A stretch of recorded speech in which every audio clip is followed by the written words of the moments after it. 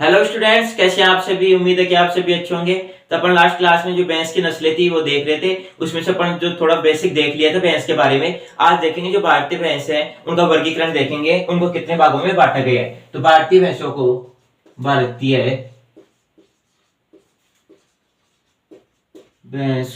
भैंसों को 5 भागों में बांटा गया है। कितने भागों में? 5 भागों में।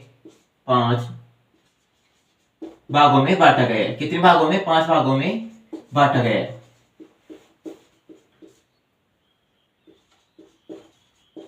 है। सबसे पहले जो उत्तरी भारतीय नस्लें हैं वो सबसे पहले कौन सी है? उत्तरी भारतीय नस्लें कौन सी? उत्तरी भारतीय नस्लें। किसकी बात करें अपन? भैंस की नस्लों की बात करें तो इसके जो उत्तरी भारतीय नस्लें हैं उनको याद करने की एक ट्रिक है। वो ट्रिक क्या है बच्चों? ट्रिक की बात करें तो ट्रिक है मुनिगो। क्या है ट्रिक? मुनिगो। तो मुंह से क्या याद रखोगे बच्चों? जो उत्तरी भारतीय नस्लें हैं भैंस की, मुंह से क्या याद रखोगे? मुर्रा। मुंह से क्या याद रखोगे? मुर्रा। नी से क्या याद रखोगे? नीली रावी। और गो से क्या याद रखोगे बच्चों? गोजरी। कौन सी? गोजरी। अब जो गोजरी नस्ल है इसकी उत्पत्ति कहां बताई गई है बच्चों? गोजरी की उत्पत्ति बताई गई है पंजाब व हिमाचल प्रदेश।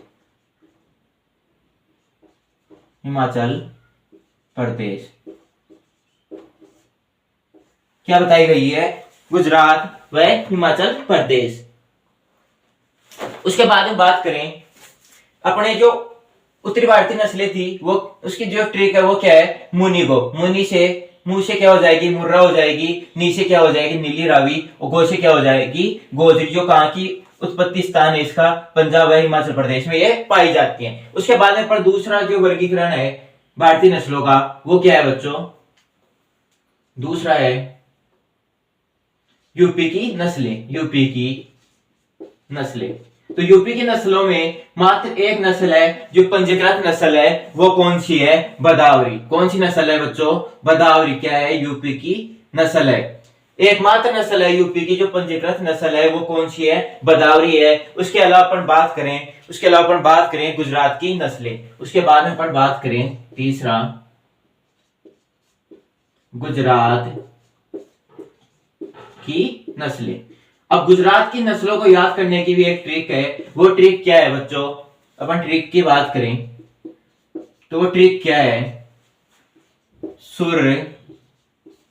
वो ट्रिक क्या है बच्चों? सुर में जा कुंडी। सुर में जा कुंडी। अब सुर से क्या हो जाएगा? सूरती। सु से क्या हो जाएगा? सूरती। कैसे क्या हो जाएगा? बच्चों? सुर में जा, सॉरी यहां आएगा सुर में जा कुंडी। में से क्या हो जाएगा? में से हो जाएगा महसाणा या फिर महसाना। किसकी नस्ल है? ये गुजरात की क्या है? नस्ल है। और जा से क्या हो जाएगा? जाफराबादी। जा से क्या हो जाएगा? जाफराबादी। जा से जाफराबादी हो जाएगा। और जो कुंडी से क्या हो जाएगा बच्चों? कुंडी हो जाएगा। कुंडी से क्या हो जाएगा? कुंडी। या कुंडी को दूसरा नाम क्या है? बन्नी के नाम से किसको जाना जाता है? कुंडी को जाना जाता है। जो कुंडी नस्ल है, गुजरात की जो नस्ल है कुंडी, उसको अन्य किस नाम से जाना जाता है? बन्नी के नाम से जाना जाता है। तो गुजरात की नस्लों को याद करने की ट्रिक क्या है कि सुर में जा कुंडी। सुर से क्या हो जाएगा? सूरती हो जाएगा। में से क्या हो जाएगा? महसाना हो जाएगा। और जा से क्या हो जाएगा? जाफराबादी। और कुंडी से क्या हो जाएगा? कुंडी या फिर बन्नी हो जाएगा। उसके अलावा अपन चौथी बात करें मध्य भारतीय नस्लें। चौथी अपन बात करें मध्य भारतीय नस्लें। तो मध्य भारतीय नस्लें कौन कौन सी आती हैं? तो मध्य भारतीय नस्लों के अंदर सबसे पहले आती है छत्तीसगढ़ी। सबसे पहले कौन सी आती है?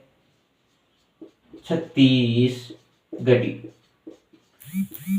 जो ये छत्तीसगढ़ी नस्ल है, मध्य भारतीय नस्ल है छत्तीसगढ़ी, ये कहाँ पाई जाती है? छत्तीसगढ़ के अंदर। किसके अंदर? छत्तीसगढ़ के अंदर। कौन सी नस्ल पाई जाती है? छत्तीसगढ़ी जो भैंस की नस्ल है वो कहाँ पाई जाती है बच्चों? छत्तीसगढ़ के अंदर पाई जाती है। छत्तीसगढ़ी से याद रखना छत्तीसगढ़। इसके अलावा इसमें अपन बात करें मंडा। मंडा कहाँ की नस्ल है? इसके बाद में इसमें बात करें मंडा। ये कहाँ की नस्ल है बच्चों? ये उड़ीसा की नस्ल है। ये कहाँ की नस्ल है? उड़ीसा। मंडा कहाँ की नस्ल है? मध्य भारतीय नस्ल है मंडा। वो कहाँ की नस्ल है बच्चों? उड़ीसा की नस्ल है। इसके बाद में अपन देखें इसमें पूर्णा थड़ी। कौन सी नस्ल? पूर्णा थड़ी। बात करें जो ये पूर्णा थड़ी नस्ल है मध्य भारतीय है, ये कहां पाई जाती है? महाराष्ट्र में पाई जाती है। कहां पाई जाती है? महाराष्ट्र। यदि आपसे पूछे कि पूर्णा थड़ी जो भैंस की नस्ल है वो कहां पाई जाती है, तो क्या बताओगे बच्चों? महाराष्ट्र के अंदर पाई जाती है। कहां पाई जाती है? महाराष्ट्र में पाई जाती है। इसके अलावा देखें नागपुरी जो नस्ल है, इसके अलावा देखें जो नागपुरी नस्ल है, मध्य भारतीय जो नस्ल है भैंस की नागपुरी, ये कहां पाई जाती है? ये कहां पाई जाती है? महाराष्ट्र के अंदर। ये भी कहां पाई जाती है? महाराष्ट्र में। पूर्णा थड़ी भी कहां पाई जाती है? महाराष्ट्र में। नागपुरी भी कहां पाई जाती है? महाराष्ट्र के अंदर पाई जाती है। इसके अलावा इसमें बात करें कालाहंडी। कालाहंडी। ये कालाहंडी जो भैंस की नस्ल है ये कहां पाई जाती है बच्चों? ये पाई जाती है उड़ीसा के अंदर। कहां? उड़ीसा। जो कालाहंडी और जो मंडा जो नस्ल है भैंस की, जो मध्य भारतीय जो नस्ल है मंडा और ये कालाहंडी जो नस्ल है ये कहां पाई जाती है? उड़ीसा के अंदर पाई जाती है। इसके बाद में इसमें देखें पंढरपुरी। कौन सी? पंढरपुरी। पंढरपुरी। या इस पंढरपुरी को और क्या बोलते हैं? या इस पंढरपुरी को और क्या बोलते हैं बच्चों? इसको क्या बोला जाता है? और पंडारपुरी। क्या बोला जाता है? पंडारपुरी भी बोला जाता है। पंढरपुरी और पंडारपुरी एक ही नस्ल है। ये इसको अलग अलग मत समझना। ये किसकी? मध्य भारतीय नस्ल है। कौन सी? पंडारपुरी। और पंडारपुरी और पंडपुरी, पंढरपुरी, ये क्या है? एक ही नस्ल है। और ये कहां पाई जाती है? ये भी महाराष्ट्र के अंदर पाई जाती है। ये भी कहां पाई जाती है? महाराष्ट्र के अंदर पाई जाती है। इसके अलावा इसमें जो मध्य भारतीय नस्लें हैं उसमें और क्या आएगी बच्चों? मराठावाड़ी। कौन सी? मराठावाड़ी। मराठवाड़ी। मराठवाड़ी कहां की नस्ल है? मराठवाड़ी कहां की नस्ल है बच्चों? ये महाराष्ट्र की नस्ल है। ये भी कहां की नस्ल है? महाराष्ट्र। कहां की नस्ल है बच्चों? जो मराठवाड़ी है ये भी कहां की नस्ल है बच्चों? ये भी महाराष्ट्र की नस्ल है। इसके बाद में बात करें चिलिका। जो चिलिका नस्ल है, इसके बाद में बात करें चिलिका, ये भी कहां की नस्ल है? उड़ीसा की नस्ल है। जो मध्य भारतीय जो नस्लें हैं भैंस की, उसके अंदर चिलिका भी किसकी है? मध्य भारतीय नस्ल है। और ये कहां पाई जाती है? उड़ीसा के अंदर पाई जाती है। इसके अलावा इसमें बात करें ल्यूट की, बात करें इसके बाद में बात करें ल्यूट। जो ये ल्यूट नस्ल है, मध्य भारतीय नस्ल है, ये कहां पाई जाती है? आसाम व मणिपुर की दलदली भैंस है। ये क्या है? आसाम व मणिपुर की दलदली भैंस है। ये क्या है? आसाम व मणिपुर की दलदली भैंस है। दलदली भैंस है। आपसे पूछे कि जो ल्यूट है, मतलब कि आपसे ये पूछे कि आसाम और मणिपुर की दलदली भैंस कौन सी है, तो क्या बताओगे? ल्यूट। ल्यूट किसकी है? ये आसाम की व मणिपुर की क्या है? दलदली भैंस है। और ये कहां पाई जाती है? मध्य भारतीय नस्ल है। ये कौन सी नस्ल है? मध्य भारतीय नस्ल है। इसके अलावा देखें नेक्स्ट, जो मध्य भारतीय नस्लें थी वो कंप्लीट हो गई है। इसके अलावा अपन देखें नेक्स्ट जो दक्षिणी भारत की नस्लें हैं, वो नेक्स्ट क्या देखेंगे? जो दक्षिणी भारत की नस्लें हैं वो कौन कौन सी हैं।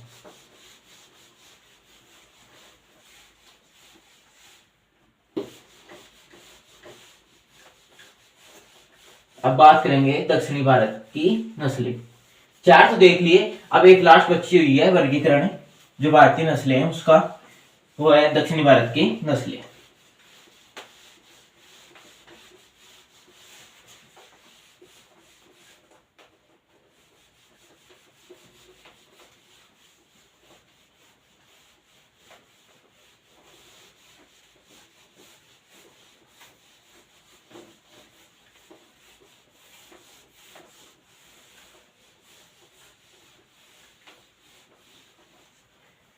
नेक्स्ट देखेंगे दक्षिणी भारत की नस्लें। अब देखेंगे पांचवी, देखेंगे दक्षिणी भारत की, दक्षिणी भारत की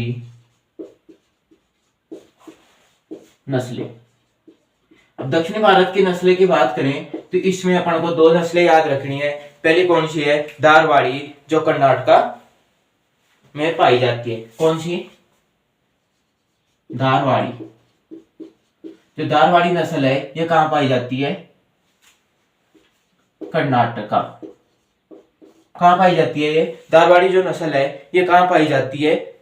धारवाड़ी जो नस्ल है जो कर्नाटका में पाई जाती है, इसके दूध के जो पेड़े होते हैं उसको जीआई टैग दिया गया है।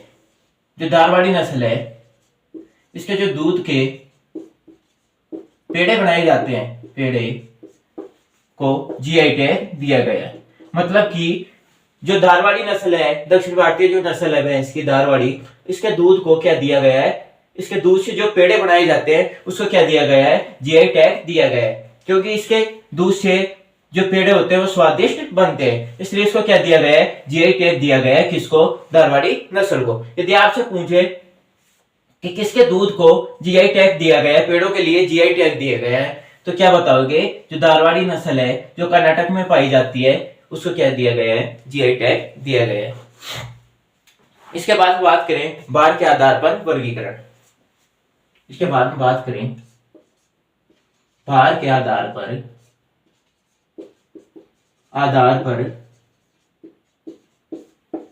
वर्गीकरण।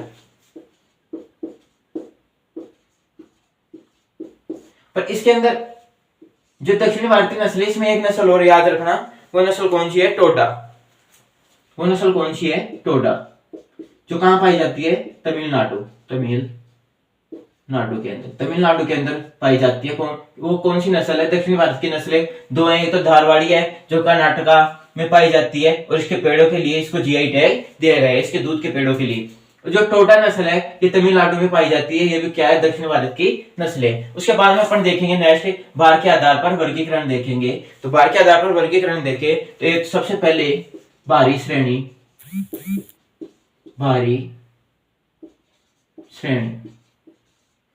किसकी बात करें? भारी श्रेणी। अब भारी श्रेणी की बात करें बच्चों तो भारी श्रेणी में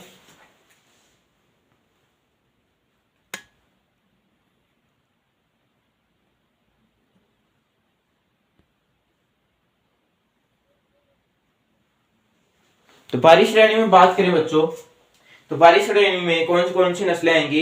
एक तो मुर्रा, ये सबसे क्या है? भारी होती है। मुर्रा भैंस की नस्लों में सबसे भारी होती है। इसके अलावा बात करें नीली रावी और भारी नस्ल में और कौन सी आएगी? और आएगी जाफराबादी।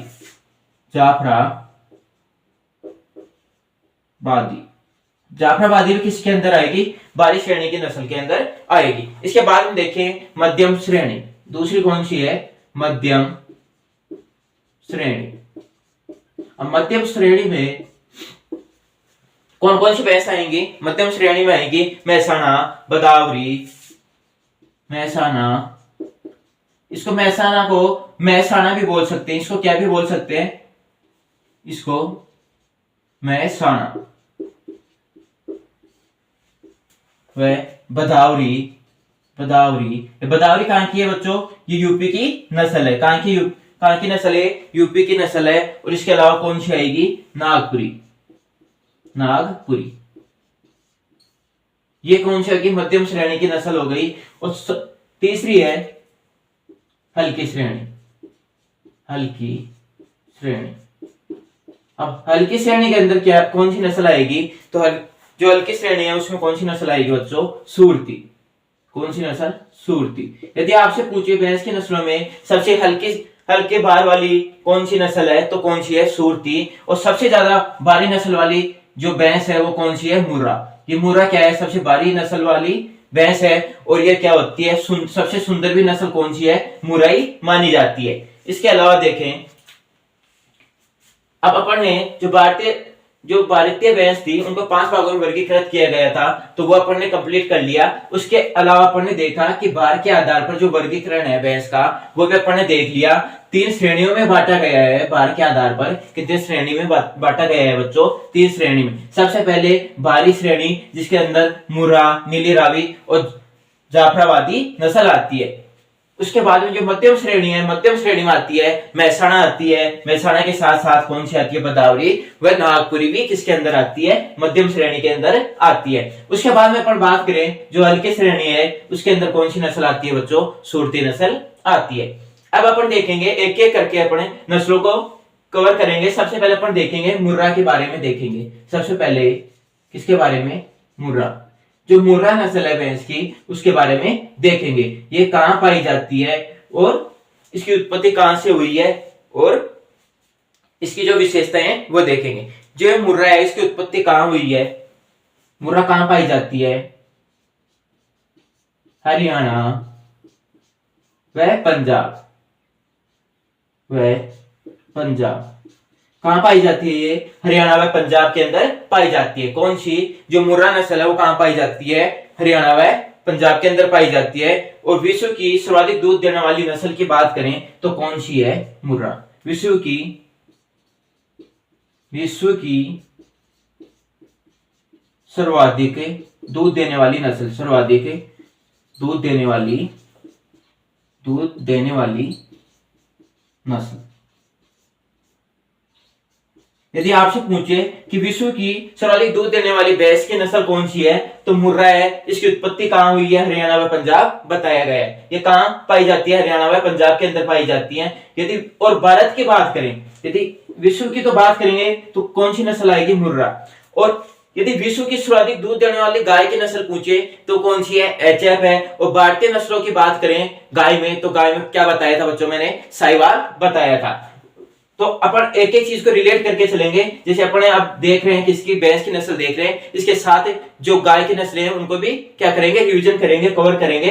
तो विश्व की सर्वाधिक दूध देने वाली भैंस की नस्ल पूछे तो मुर्रा बताओगे, और विश्व की सर्वाधिक दूध देने वाली नस्ल गाय की पूछे तो क्या बताओगे? एचएफ बताओगे। और एचएफ के बाद में जो अपन भारतीय नस्लों की बात करें गाय के अंदर, तो वो क्या बताओगे? साहिवाल बताओगे। और भारत की भी, और अपन भैंस में यदि भारत की भी बात करें, भारत की सर्वाधिक दूध देने वाली नस्ल पूछे, भारत की सर्वाधिक दूध देने वाली नस्ल पूछे तो वो भी क्या आएगी? मुर्राई आएगी। वो भी क्या आएगी? मुर्राई आएगी। इसके साथ ही यदि उत्तर भारत की पूछे, इसके साथ ही यदि उत्तर भारत की सर्वाधिक दूध देने वाली नस्ल पूछे तो भी कौन सी आएगी? मुर्रा आएगी। इससे अब 3 क्वेश्चन बन सकते हैं कि विश्व की सर्वाधिक दूध देने वाली नस्ल कौन सी है, तब भी मुर्रा बताना है। भारत की पूछे तब भी क्या बताना है? मुर्रा बताना है। और उत्तर भारत की नस्लें भी पूछे सबसे ज्यादा दूध देने वाली भैंस की, तब भी क्या बताना है? मुर्रा नस्ल ही बताना है। इसके बाद में बात करें, इसके रंग की बात करें तो इसका रंग क्या होता है? गहरा काला, या फिर इसको क्या बोलते हैं? Jet black. क्या बोलते हैं बच्चों? इसको जेट ब्लैक बोलते हैं। इसके सींग कैसे होते हैं? कसकर मुड़े हुए। आगे बात करें इसमें, इसकी विशेषताएं देखें।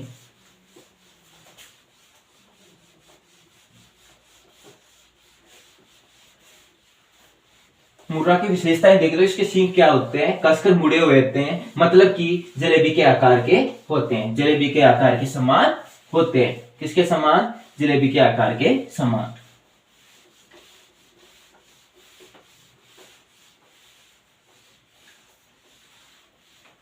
इसमें अपन नेक्स्ट देखें, विशेषताओं की बात करें। इसमें विशेषताएं किसके अंदर बात कर रहे हैं? मुर्रा के अंदर, तो इसके सींग क्या होते हैं, जलेबी के आकार के। क्या? सींग कसकर कसकर मुड़े हुए,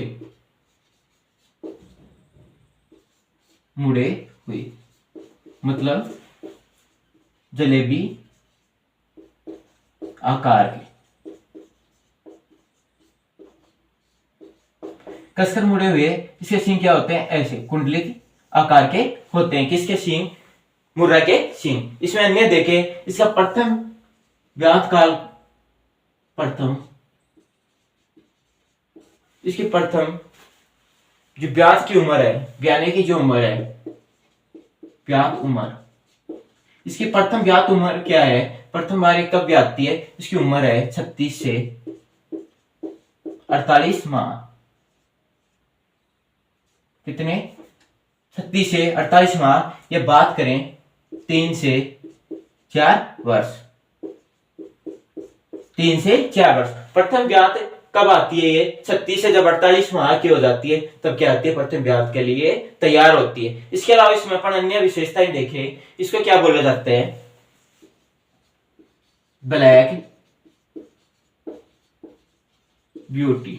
ब्लैक ब्यूटी भी किसको बोला जाता है, किसको बोला जाता है, मुर्रा भैंस को क्या बोला जाता है, क्या बोला जाता है, ब्लैक ब्यूटी बोला जाता है। और काली भी किसको बोला जाता है, मुर्रा को बोला जाता है। यदि बात करें काली, तो काली किसको बोला जाता है बच्चों, मुर्रा को बोला जाता है। किसको बोला जाता है, मुर्रा को।